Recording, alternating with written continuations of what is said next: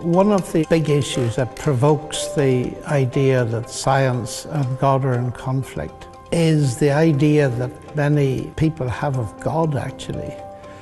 They think God is like a Greek deity, invented to cover up our lack of understanding. So if you don't know what lightning is, you have a God of lightning.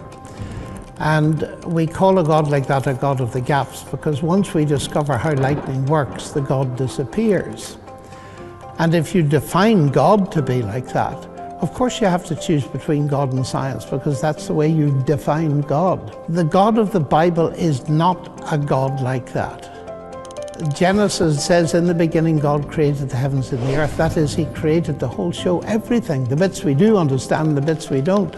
And interestingly, it's the bits we do understand that powerfully point towards him. And I often think of Isaac Newton when he discovered the law of gravity.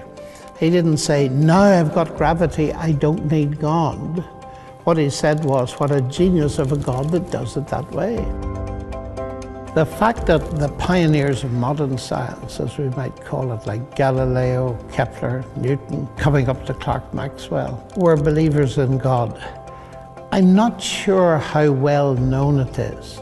And I find many school-level kids have never heard this.